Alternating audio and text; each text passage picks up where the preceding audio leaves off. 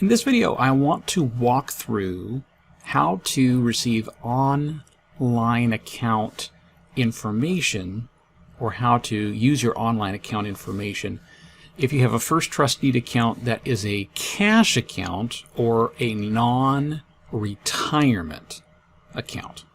So there's two sources of places you can go to see information about your account. If you go to ignitefunding.com, you will have your own unique login information for cash accounts. We'll provide that login information, and up here at the top there's a client login that once you log in, there'll be options of being able to view statements or transactions or or different fundings. Right now I'm going to show you the statement section.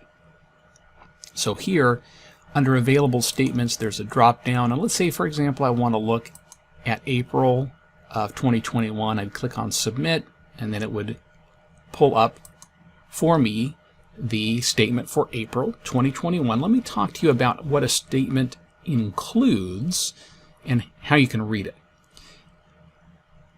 Now, the initial section of the statement, keep in mind it says annual.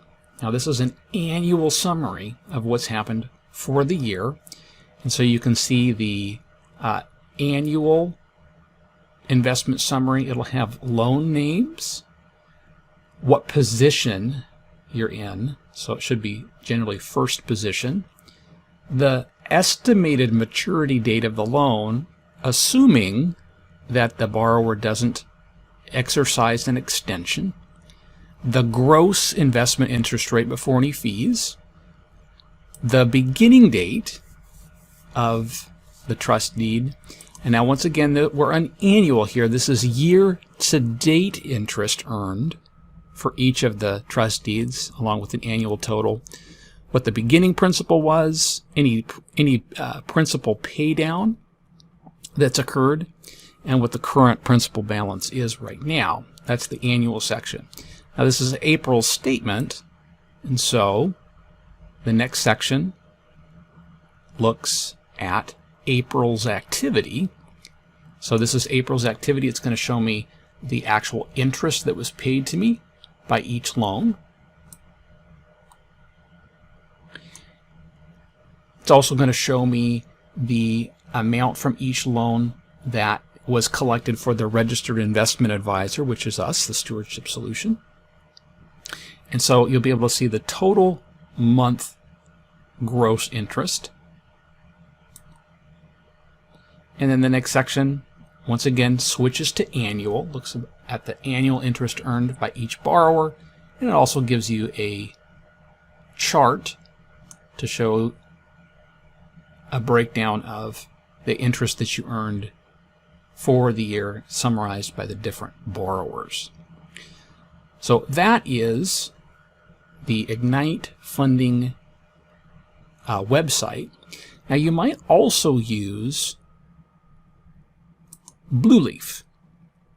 Now Blueleaf is helpful from this standpoint. If you have a non-retirement account, then what you have is a Fidelity account, which is your holding tank account, and you have your trust deed account, where your actual trust deeds that are invested are.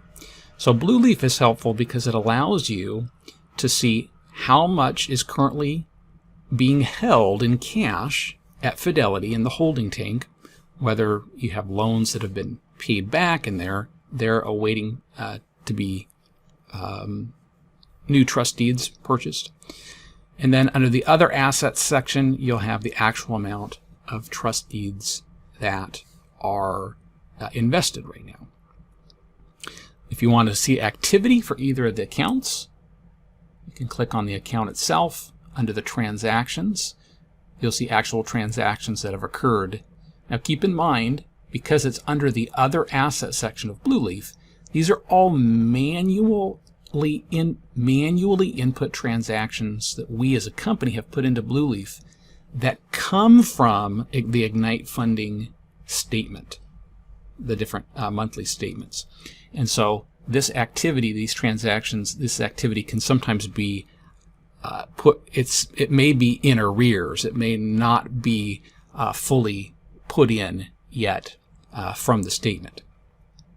So that gives you some ideas of where, for a non-retirement account, you can view information and activity. Both IgniteFunding.com and Blue Leaf are good sources.